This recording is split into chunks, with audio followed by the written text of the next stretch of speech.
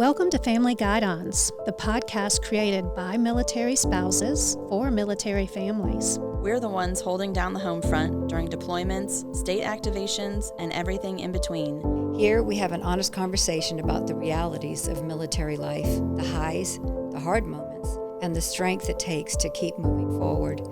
Whether you're new to the military community or a seasoned spouse who's seen it all, Family Guide-Ons is your place for connection, support, and real conversations. Because no one understands life like the ones who've been living it beside them. This is Family Guide-Ons. Fall in. Welcome back to Family Guide-Ons. I'm Kathy Bridgers. I'm a military wife of 28 years and a military mother of 8 years. I have two adult children, Austin and Bailey's a physical therapist. And I'm Michelle Matheny. I'm a military spouse of 14 years. I am a mom to 3 young girls, a small business owner, a volunteer with the Soldier and Family Readiness Groups, and a huge supporter of our military. Hi, and I'm Charlotte Stillwell. I am a military spouse of almost 31 years. I am a Blue Star mom of a son who is currently serving on active duty, and I'm also a Gold Star child. My father was killed in Vietnam when I was just a baby.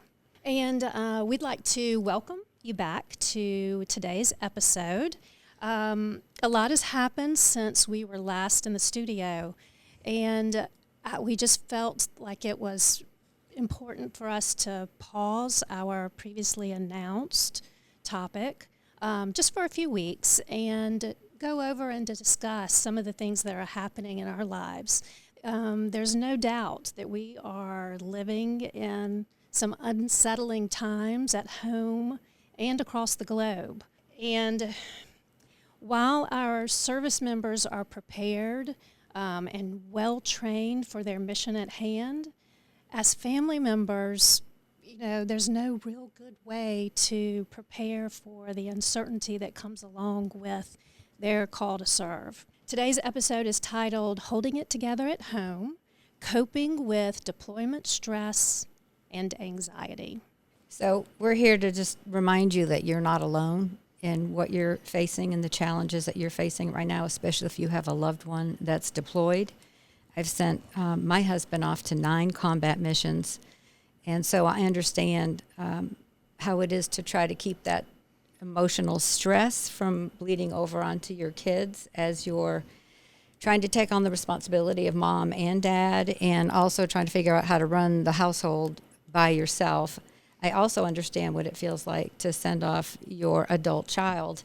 I just sent mine off to his first combat mission in support of Epic Fury, and the feeling of helplessness and fear is it's a different feeling than sending off your spouse. It's just as hard, but in a different way. But with the right support and the right tools and a lot of prayer, you can get through this, and that's why we're here today, to get some good tools and tips.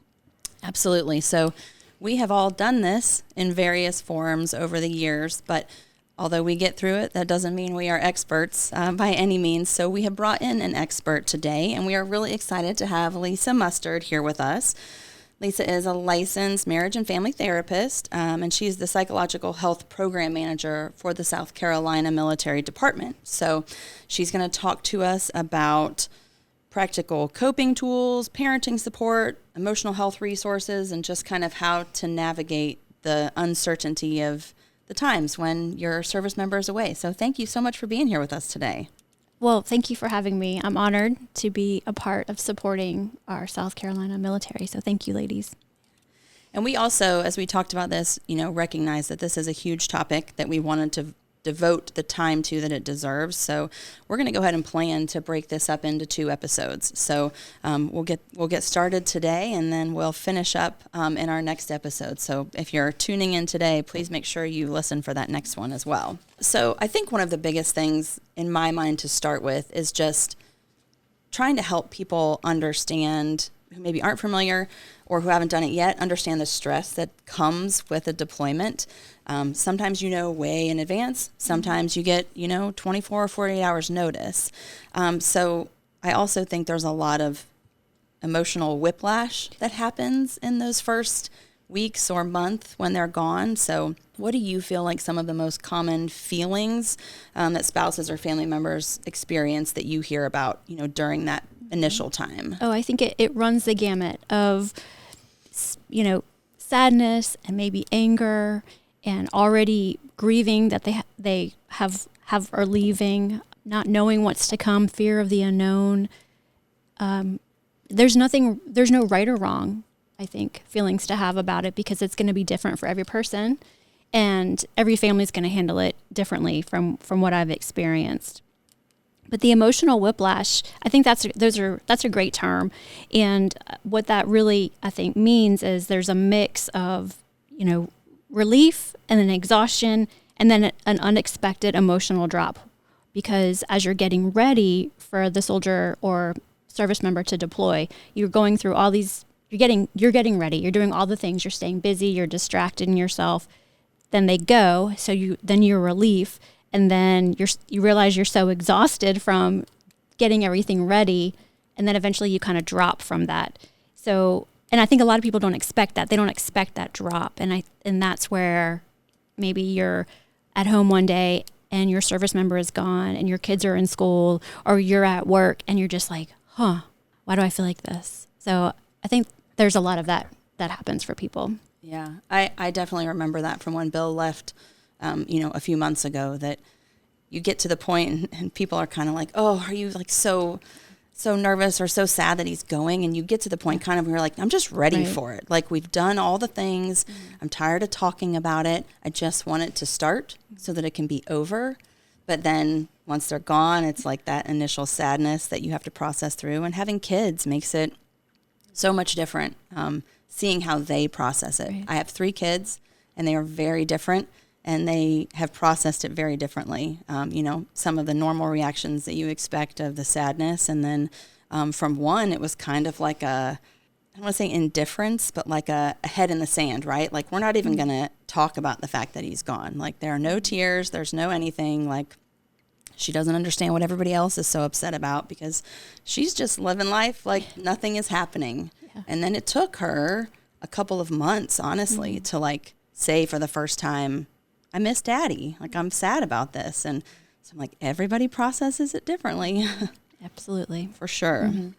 I remember once when my husband left and then came back because of weather. And so we'd gone through the whole process of building up to him leaving, and then, the tears and him leaving, and then the call that he's coming back. I almost told him to go to a hotel because of the devastation. Like, the kids were excited he came back, but I thought, oh my gosh, we have to go through this, separation, withdrawal thing all over again. So, it's such a mix of emotions.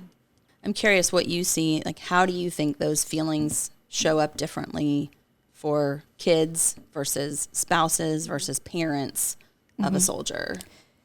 So many different emotions. I like your example of how one of your kids, it took her, she just put her head in the sand, and maybe your other kids are talking about it or want to talk about it, or they're up and down. It's going to be the same. It's going to be across the spectrum of ways that people cope with it. A lot of the times families get into go mode, and they're so busy just trying to get through the day and make the next meal, or, get to the job, or even go to sleep or get to the gym, all the different things that you're just kind of holding it together. And you might be feeling lonely, you might be feeling tired, emotional fatigue, and that's going to show up differently for different people. The way that they, process those emotions is going to look different. So there's no right or wrong way, I think, for it to happen. It's just, what is that going to look like, especially if you're dealing with kids. And I know we'll get into this more later, but knowing your kids and seeing where the behavior change might be is really important. I just want to say that it's normal, I think, for spouses who are left behind to feel like they have to hold it all together. I think it's so common, and that's usually when I get a phone call from a spouse saying, I've just been trying to hold it all together, and I'm seeing my kids there's so much going on. And we were doing great up until, the news last weekend when Operation Epic Fury kicked in, and now we don't know what to think. I've been getting a lot of those kinds of calls. So, but I think that's normal, and that's fear, that's worry. And it's okay. And that's when you really want to lean in on your support systems, I think. I also feel like the holding it all together, or they look at other spouses maybe Yeah. who seem like they have it all together. And I do best personally, like when I stay busy. So I am very involved in a lot of different things because that keeps me from having too much time to wallow or to think about, how I feel about different things. And so I will have other spouses that say, like, I don't even know how you're doing all this when your husband is gone. But I'm like, that's my coping mechanism, right? Like, not everybody is like that. So although I always tell people, I'm like, although it seems like I'm just, firing on all cylinders, and like, that's how I get through the day. Right. It's not because it's easy. It's just because like, that's the easiest way for me to keep going. And that's not everybody's experience. Like you said, there's no right or wrong way. Some people need the downtime. Some people need the quiet. Some people would go crazy in the quiet and they just need to keep going. So, And needing the quiet speaks to me. I would do all the things I needed to do in the public with the children to get things done. But I knew when that edge kicked in, I needed to retreat to my own house, and I needed just to stay put. I need and I thrive on quiet time. So yes, I think it has to do with finding what works best for you. I'm kind of a combination of both of you. Like, I like to have a certain amount of activities planned so that we can stay busy, because if I have too much downtime, then I get on that mouse wheel that's not good, that, what ifs and all that kind of stuff. But I also need that quiet time, because for me, prayer and getting into scripture or listening to like a Christian meditation app is what gives me my breath back. I feel like it allows me to breathe again. So I'm kind of like busy, but then I have to have that quiet time too. So Lisa, you mentioned just a minute ago you're getting calls from family members who hear the news. What's your take on that 24-hour, never-ending news cycle and social media and the role it plays on family member stress? Yes. Gosh. I was just talking, my husband and I were just talking about how we have access to information 24/7, 365. And now it's not just access to information. It's anybody and everyone can put it out there and have an opinion. And if you don't know how to moderate your viewing or your scrolling, you can go down the rabbit hole and you can come out on the other side, really shaken. So I always recommend to have a schedule when it comes to checking the news, especially right now, maybe however your personality is. I don't like to check it first thing in the morning because I like to ease into my day. But if that's who you are and you really need to, then do that. But maybe get up, if you have little ones, you maybe get up a little bit earlier than you normally would so you can kind of get that itch scratched so you're not bringing that into your morning routine with your children. But have a time limit. Give yourself 15 minutes. Go to trusted sites. Stay on trusted sites. Know that sometimes information is presented to us to get us to feel a certain way. So we want to really be discerning and rational about what information we're taking in, know where that information's coming from. So set a time limit. Maybe, in the beginning, you have to kind of maybe check it more often, but really work to kind of wean yourself down to once or twice a day. I know that's really hard. I mean, when I'm bored or I'm waiting on something, it's easy just to pull out your phone and scroll and see what's on social media. Really, I promise you, you're not doing yourself a favor by just checking. I need to know. It's going to up your stress response. It's going to up, if you're prone to anxiety, it's just going to kind of tap into that. But it's also a dopamine hit. We also have to recognize that we do get a little bit of feel good by having information or kind of like, settling your nerves a little bit. So I would recommend, I love what you shared about listening to music or scripture or reading, something that is going to bring you down. And it's okay not to check the news and to not check social media. It's okay to actually be bored. I'm really working hard these days to be more bored because I think my creativity gets sucked when I'm watching or scrolling things too often. But it's okay. And, there's a couple things that you can do when it comes to social media. You can get some of those timers for your app, an app timer if you struggle with it. You could set, your own goals, write down what you want to accomplish, 10 minutes today, give yourself a little reward if you have to. But I really highly recommend not being on there as often as most people seem to be these days. It's just too much, really too much. I think one of the best things I did for myself when he left was to take those apps off of my home screen. So I don't see them. So it's not like an immediate, I'm doing something else on my phone and then I see that little icon and I just, the urge to tap it. I've toyed with the idea of taking them off my phone completely because I just feel like it's still so easy to go find it when I'm feeling kind of out of control of the situation, right? And you just want to look for something that will reassure you. But I did have one point I wanted to bring up because I know we have some listeners who are not military maybe, but curious about the military life. From my perspective, I think one of the best things you can do for a military family who has someone, that's maybe deployed is to check in on them, but not in the, oh my gosh, I just saw the news. Have you heard from Bill? Is he okay? Yeah. There is nothing that will send a spouse into a spiral faster than a comment like that. So I love check-ins. I love that I have so many people in my life right now who are sending me a message just saying, hey, I'm thinking about you.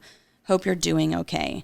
But leave it at that and have no expectations of what the response should be, right? Mm-hmm. When you ask a military spouse for information or to confirm that their loved one is okay or that you tell them about something you've seen, it just stresses them out. I know I'm not the only one, right? That's definitely not the only one. Yeah. I've gotten the phone call, hey, did you get the news an airplane went down? And I'm like, I mean, the first thing is Right.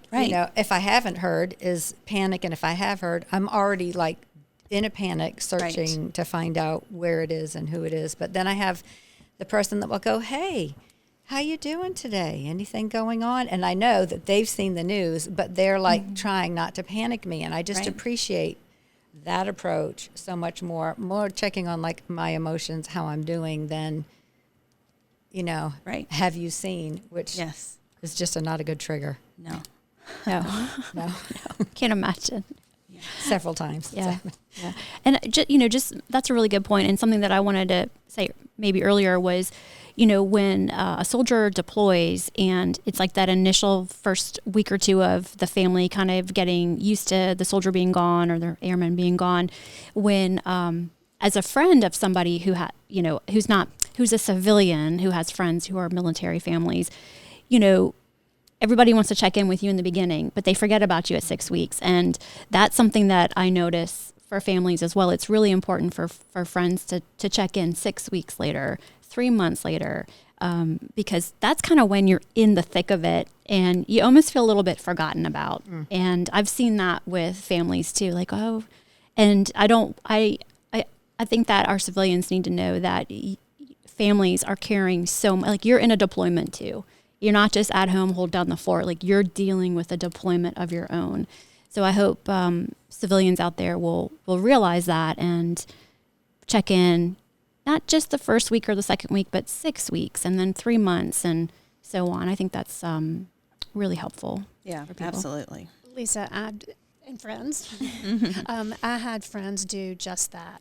Once a month, they delivered to my front door a meal completely ready to cook, no questions asked. I didn't always know when it was going to show up. I just knew, when I saw that bag on the front porch. And I don't know how they knew I was going to be home or out running around, but they somehow knew. I would come in and there would be, a meal right there. It made the world of difference to me. And it once a month throughout the whole 17-month deployment, not being forgotten was really what I also was feeling in that moment. Right. Yeah. Oh, Yeah, such that's good wonderful. friends. So, Lisa, how do we know when the normal stress that we're feeling during a deployment hasn't crossed over into something that's more serious and something that really should be addressed? That is a great question. A lot of people want to know what's normal and then what isn't normal. And usually where I like to share with people is if you're not usually an anxious person or you don't tend to worry, but you find yourself constantly worried, constantly anxious, you're kind of jumpy, that could be a sign of a problem, that you need a little bit more support. If you have a little bit of not sleeping well is going to make sense, is going to be normal. But if it's ongoing, if somehow it's like you're having a really hard time falling asleep, and in the past you slept like a baby, or maybe you're waking up really early and you're used to sleeping really soundly, that might be an issue. How are you doing in your relationships with family members, with your coworkers? Are you irritable? Are you kind of grumpy? Is it bleeding into your work environment where your boss is saying, hey, I'm noticing that you're not, something going on. You're not your usual normal kind of self. I'm noticing a little bit of a change. Maybe you're feeling kind of numb or disconnected, and you're kind of in that weird space of you don't really know what you're feeling, but it doesn't feel normal. And then just basically having a hard time getting out of bed, difficulty functioning, you're not eating, maybe your hygiene's kind of, tanking a little bit. That's usually, and then if you are drinking more, maybe that's showing up. You're finding yourself needing, instead of, having a cocktail once or twice a week, just one, you find yourself having a couple glasses of wine every night or a couple of beers more than normal. You want to take a look at those types of behaviors, because that could lead into more of an issue. Yeah, I feel like, just looking at my own life, I think there's a normal amount of disruption in your everyday routine that, that feels like it's expected. But when it crosses over into like, yeah, exactly, you have a hard time, getting motivated to do the stuff you have to do. Or I think for me, when I know I'm getting really stressed out, it's like that my fuse gets much shorter. Like my patience with just the inconveniences of everyday life, or, the crazy things that kids do, when I feel that getting to me more than normal is like when I'm, when I tell myself like, okay, I need to take a step and like figure out what I need to do for myself to get back in, that normal routine. But, kind of along that lines, when it comes to our kids, because depending on age, like I said, I have some that are willing to talk about it and some that don't talk about it at all. Some that don't really understand, what's going on. So what are the more subtle signs for kids that, they might be struggling in a more serious way, but are having a hard time expressing it maybe? Sure. I would say this is kind of across the board for kids. If they're having a hard time sleeping, if they're having nightmares, bad dreams, that would be something you'd want to look at. If they're more clingy to you, they have a hard time detaching from you when you drop them off at school, or they don't want to go to school, that could be a sign of an issue. Maybe they're complaining about physical problems like a headache or stomach ache, those kind of nondescript kids things where you're like, really, do you have a headache? You got a stomach ache? Because you can't really, it's hard to know, but they're complaining of those types of symptoms. Maybe their teachers are reaching out to you and saying, your child, who's usually my little helper, doesn't want to help, is crying in class, grades are dropping, doesn't want to participate. And then just notice how your kids react to like normal everyday experiences. If they're having big or really big reactions to normal small things, you want to pay attention to that as well. Because as kids usually aren't, little kids, elementary school age, they have a hard time with words, but they're definitely going to show you with their behavior. And then middle school kids, well, that's a whole other breed of children. I'm glad we're out of that. Now I'm dealing with high schoolers, but middle school is just a different beast altogether, but it's going to be similar. If they have a big friend group and they're really, kind of social, maybe they're withdrawing a little bit. They don't want to be with their friends. They don't want to go and do the school activities. They don't want to participate in their sports. If they play club or school sports, they're just not into it. And they usually are really into those things. You know your kid best. And I always say, if you see something or notice something that's not normal for that kid, then that's something to to talk about. Maybe not with a counselor, but address it with your child and just start, pay attention to it. And you can talk about it. You say, I noticed that you haven't wanted to go to practice recently. Has something happened? Has something changed? Is something going on you want to talk about? And they might tell you, no, I'm fine, I'm good, whenever. But, keep asking, keep showing up for them. That's important. So it can run the gamut again on what they're going to show. Yeah. When my son was about 2.5, every time I would buckle him in the car seat after his dad left, he would kick me. And I was like, Bud, what's going on? And he just would kick me. And so after the second or third time, I said, Austin, why do you keep kicking Mommy when she buckles you in the car? And he said, because you made Daddy leave. Oh, wow. And I was like, it took my breath away. And so I just had to sit him down and go, look, this is Daddy's job, and this is what he's doing. And Mommy's upset that he's gone too. I didn't make him leave. And it completely turned the situation around. He was then coming to me for reassurance. I went from the bad guy to somebody that could help him. But it was as simple as me just saying, instead of scolding him over and over for doing something wrong, I just asked the simple question. He came right out and said it. And for my daughter, she didn't want to go to softball practice. And before that, she loved it. She would tear up. Mm-hmm. And so we had to sit down and talk about what was going on and the extra pressure. And it helped. We backed off a little bit on the extracurricular stuff and gave her some more downtime. Mm-hmm. But it really does pay just to ask the simple questions. Yeah. A lot of times they'll just come right out and tell you. Yeah. That's great though. I mean, that you knew to talk to him and ask that question instead of just, punish him for kicking you. I think so. We just need to talk to our kids, and another thing that I noticed too is I'll get a call from a family member and they'll just tell me how their child is anxious, and depending on how well I know the spouse, I'll say, well, tell me about your anxiety. How anxious are you feeling right now? And then, because kids are going to pick up on it, they're going to mirror us. We're their best models, and so I am. If my daughter is watching this, I am the first person to know that when my anxiety goes up, my emotional reactivity goes up, I'm gonna see it. It's gonna be mirrored in my children. So I think it's really important that we pay attention to how we are expressing our anxiety and our emotions, because our kids they're gonna go, oh, well, if Mommy does it, then okay, I can act like that too. So, but that's normal. I mean, I think we're all works in progress, and so don't be too hard on yourself. If you find yourself doing that, it's fixable. It's not the end of the world. It's very humbling, though. It is. Oh, yes. Yeah. They absorb everything. Yes. Really, positive and negative. That leads us into coping and grounding strategies. And I've got a letter from one of our listeners. Desiree wrote in on her ideas. She said the biggest help was having fellow guards' wives with children get together as much as possible. We would swap out and take care of each other's kids to give each other breaks. It was just being together, having events, gatherings, shower ladies, nights out that also helped. Having kids getting excited about putting together fun stuff for their dad to ship was also really sweet. I wholeheartedly recommend therapy, even if it's just once every 2 weeks. I think there are programs out there that aid with spouses who need it. I'm not sure if they still have the Yellow Ribbon program or not, but that was wonderful. That's So great. good ideas from Desiree. Thank you, Desiree.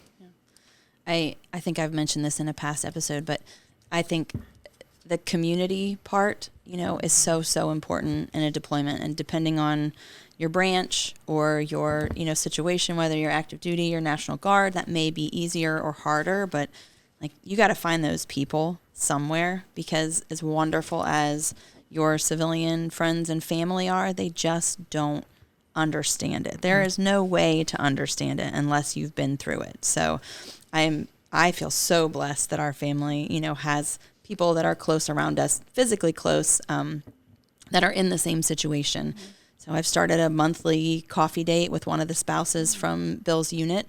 And, sometimes we just talk about random stuff. Sometimes we spend a little time crying together or something. But, whatever it is, I just feel so refreshed after that. Or being invited over for dinner at a family's house who's a National Guard family, and knowing that there's no pressure in that space to try to talk about what's going on. You can just be with them and they get it. It's amazing. I saw Michelle, was it last weekend? 2 weekends ago at the National Guard Conference. And she was in one of the hospitality suites that we were visiting, and I just was impressed, and I hope that just being there and being with friends who have walked your shoes was very helpful for you. It was. Good. It's a mixed blessing. Yeah. I had a nurse practitioner pop into an office. I was getting a treatment done for something, and she heard I was in the office, and her husband's deployed in the same unit with my son. And she just came in the door and looked at me, and I looked at her, and she said, I just needed to be in a room with somebody who understood. And we both just like teared up, but we didn't even really say that much to each other, just that, love you, praying for you. And then she had to pop out and go to her next patient. But it did help, like, just make me breathe a little bit better. Yeah. Just being in the same room with somebody who just has the same heart pulse that you have. Yeah. Just settles you a little bit. So do you have any ideas for people how they can calm themselves Yes. when they don't have somebody else around? Yes. So I have two things I want to share, and these are just great coping tools to help you no matter what the situation is, and you recognize that you need to maybe calm yourself down a little bit. And deep breathing is so helpful, and I know people kind of scoff at it, but until you actually try it, it really can work. So one of the things that is really easy, and I won't do it right now because I look kind of silly, but inhale through your nose for the count of 4, and then exhale for the count of 6, and repeat that 4 to 5 times, because the longer inhale really does help with that the anxiety and worry response in your body. So I always recommend doing that, and then chances are you're going to feel so much better after you just have a couple deep breaths in you. Another thing, if you tend to be a little more anxious or a little more worrisome, is this, you can ground yourself. It's called 5, 4, 3, 2, 1, and maybe you've heard of this, but you can think, you want to, in the moment, to ground yourself. What are 5 things that I can see? And you want to list them off. And then what are 4 things that you feel? So, your shirt, your pants, your hair, you want to really reach for things and actually touch them. 3 things that you hear, so pay attention to maybe the birds or water rushing or wherever you are. If you're in the car engine. 2 things you can smell. Hopefully they're pleasant. And then 1 thing that you can taste, because when you take yourself through an exercise where you have to really focus and pay attention, you'll find on the other side of that you really do feel a lot better. So once again, that's 5 things you can see, 4 things that you can feel, 3 things you hear, 2 things you smell, and 1 thing that you taste. This will bring you out of those anxious moments or anxious thoughts. It really help you stay present and grounded. I have not done that, but the deep breathing or the slow breathing, it really does make a world of difference. Like, that is my go-to when I feel myself, when I feel that, that anxiety kind of escalating, or I can feel my heart rate, increasing, or I'm starting to get, agitated. And as I do that, 2 or 3 breaths in, I can literally feel my heart slowing down, or pounding less, less forcefully maybe. But it's crazy how quickly that Really changes what's going on in your body. Same here. I've done the breathing one. Love it. I call it belly breathing because I make sure it comes out here, because it feels like I'm so tight here when I'm stressed, and it just kind of stretches that area. But I like the 5, 4, 3, 2, 1. I've never heard of that. I haven't heard of that either. Now, when you do that, do you also put your hand I on do. it? I do that too. So I can feel it go out. Just to feel it. So I have an email about taking care of yourself during a deployment. No matter the situation, because it didn't have to be with deployments, I found surrounding myself with positive people kept my sanity. Taking care of yourself is the most important thing you can do for your family.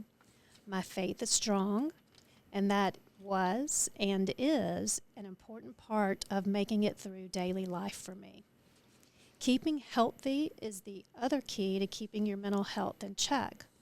Deployments come with their own challenges, but the keys for me were and still are my faith, and its practice, exercise, and friendships. I know you speak a lot, Kathy, about your faith. I wouldn't be here without it, literally. Thank you. That was really good.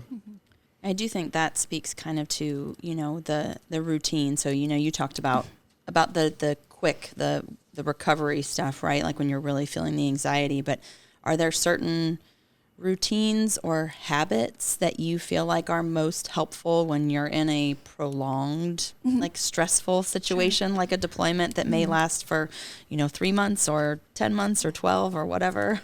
Yeah, I'm a big believer and advocate for schedules, and the more scheduled you can be, the better. So consistent wake up time, consistent breakfast. If you're going to work, your lunch break is important. Coming home, when do you schedule time for exercise? Don't let those things slide. That's really important. Do you have a bedtime ritual that you like to do, or maybe come up with one? I don't recommend it scrolling your phone as your bedtime ritual. That is really not a good ritual. I mean, I would suggest if you have to have your phone in the room, because I know a lot of people don't like not having their phone in the room, just in case, maybe if you put it at a distance from your night table, I think that's really a good thing. Not having it, because if you can't sleep, what are you going to do? You're going to grab that phone. I know I keep harping on the phones and the social media, but I do think it's important that is not part of your wind down ritual. And maybe part of your wind down ritual is watching a show on your phone. That's fine. That's totally fine, but have a stopping point that you put that up. On the weekends, if weekends are hard, try to schedule activities that are going to keep you busy. Really look for, I love how you said you have that coffee date with your other military spouse. I think that's really helpful. If you have, for your children, you want to also try to keep them as much as a schedule as you can, but also knowing your kid and knowing yourself and knowing when you need that time alone is important. But I do think being on a schedule is very, very important. Deployment or non-deployment, I think it's just a good thing for humans to have schedules, for sure. Something predictable in an unpredictable time. Yeah, because you have so much you can't control. There's so much fear of the unknown. There's so much happening that you have no control over, and that's so unnerving for people. And we used to say this many moons ago when I first started working with the Guard, like this is a new normal. Mm-hmm. The deployment is a new normal. And I've been working for the Guard since I think 2010. So it's wild for me to, here we go again. I really wasn't expecting this to be going on again. I'm sure y'all weren't expecting it either. So the new normal is here we are again. It's a new normal. And it's even a newer normal with the way things are happening right now and what's going on. So I really think it's important to recognize that things can be similar, but they're going to be different for you and for your family. And that's okay. Mm-hmm. It's going to be okay. You're going to figure this out. There's great support out there. I mean, the new normal is just new, another one. Yeah. You make a great point about that. I mean, we've been joking since things kind of changed, that, when we went into this deployment, it was unfortunate to have the separation, but it was just, a desk job on the other side of the world. Like he's doing his normal stuff. He's just doing it in a different place. And now this feels much, much different than that. And so, kind of coping with that change in the reality is hard and stressful. And I think, the importance of habits and the self-care there. I got a note from a friend about this topic, and Laura said, when I asked her, what do you think, or what are your thoughts on how you kept your, sanity during a deployment? And she said exercise, but she said, but honestly, just staying busy, between the kids and work, she felt like she rarely had downtime. So not necessarily maybe the healthiest, but she didn't have a lot of time to process her feelings. So that just kind of helped her keep going.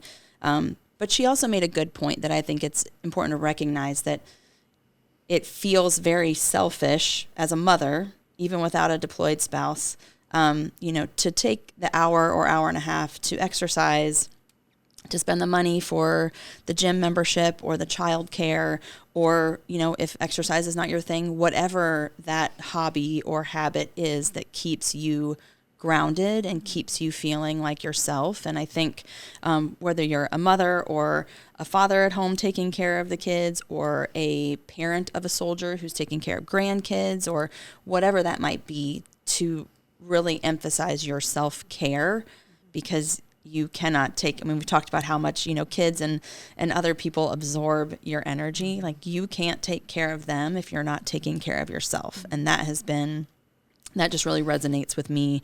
So thank you, Laura, for that. But the last 3 weeks, I think I would have gone absolutely crazy if I had not.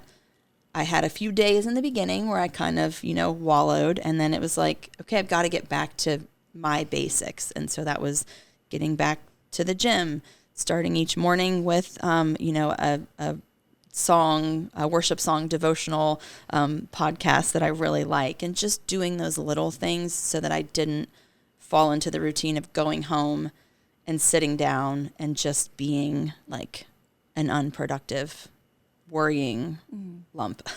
Yeah. It's a good example for the kids too, to see Yeah. you do that. And it's okay to say, hey, mom needs a timeout. Like, don't mess with me right now. I'm having a little bit of a struggle, so I'm going to take a few minutes and I'm going to just chill out, and I'll be back with you in a little bit, because it teaches them it's okay to do that for themselves when they're feeling overwhelmed. So do you have any suggestions for maintaining a healthy connection with your partner when they're overseas in the midst of all the job, kids, Right. house, chaos in a positive way? Yes, and it's going to look different for the soldiers that are getting ready to deploy now versus, you thought he was just going over there for a desk job kind of thing. So maybe your talks were different, but before, how are we going to stay connected? But I think it's important to start that conversation before they go is, I know there's a lot we don't know about how often we can talk, but here's some things that might keep us connected. Reading the same book together. I don't know if you can watch a series. I don't know what the internet's like over there, but watching the same series, whatever you enjoy together as a couple, how can you keep that going while the soldier is deployed, or airman is deployed? And then how your spouse better than anybody. What kind of communicator are they? And do you, I know how my husband likes how we communicate, and so let's talk about that. Okay, so this is how you communicate, but this is what I like, and this is what I need. And you know me, and you know how I might be, so I need more than just I'm good or a thumbs up. Like, I need more than that. And, talk about those things ahead of time as best as you can, and know that, I'm trying to think what else has been discussed in the past, like other families have shared that was helpful. I don't know if it's possible to do it now, but I remember doing couples counseling when a soldier was deployed and the spouse was here. We somehow figured out how to get the spouse on the other, get them engaged. It was pretty, 1 or 2 sessions, but it was all about she just felt like the communication wasn't there and she was really worried. And, we talked about maybe her own insecurities of not getting the communication that she would like to receive, but just things like that. If you write emails to each other, that was more prevalent. Now it's texting, but sending a picture if you can, just letting them know that you're thinking of them, things like that. Just try to remember what you have in common and try to keep those things going as best as you can. So I found myself trying not to dump. yeah. We would only talk maybe once or twice a week, and you've got the garbage disposal is stuck. The garage door doesn't work. I ended up in the ER with, my son having stitches. So I tried to not do that dump immediately, because I have to remember that they have a tremendous amount on their plate, and I honestly don't want to distract them Right. from what they need to focus on. So I tried to pick the stuff that was important and just, try to handle the rest. You can write it down and go over it with them later, but I think trying to focus on being uplifting for both of you and not trying to deal with really heavy things if you don't have to deal with them in that moment was helpful for us. That's really good advice. I think a lot of the times we think we're connecting with our spouse by dumping on them because they want to know. But when they're in deployment status, they don't need to know. No. That's not maybe what they need to hear right then and there. So I think that's really wise, is knowing what to share and what not to share. Yeah. And you can have that conversation ahead of time too, before they go. Right. Just know, okay, if this happens, if the tree falls, this is who you call. If you accidentally do something with the car, this is who you call. So you have a plan in place that you feel confident in your ability to handle things. And it's a sense of, you know, when I do things on my own that my husband would usually do, I feel pretty good. I'm like, yeah, I just did that. I'm pretty proud of myself. So it's going to grow you as a spouse as well. I'm sure y'all have stories of when your husbands came back, how you just kind of did things and moved on with life, and they were like, wait a minute, that's usually my job. You know, there's all kinds of stories like that floating around. Those are fun to hear. That would be an entire That's episode a whole other in and of itself. Yeah. Back it on up, Yeah. son. Yeah. Yeah, just the whole episode on what military spouses have accomplished while their soldier was gone. I think that would be a good one. And rejoining. Yes. How to rejoin Yep. family after being gone for so long. For sure. So I think that's a good stopping point for today. We've reached the end of our episode time, but please tune in next week to hear more about the coping with deployment anxiety and stress. We're going to talk about supporting kids through deployment, how if you are a parent of a service member to support them, and you know some other resources for coping. So we hope to see you back next week. And again, please like and share this episode with another military family. And until next time, from the Bluff Road Readiness Center to wherever you are listening.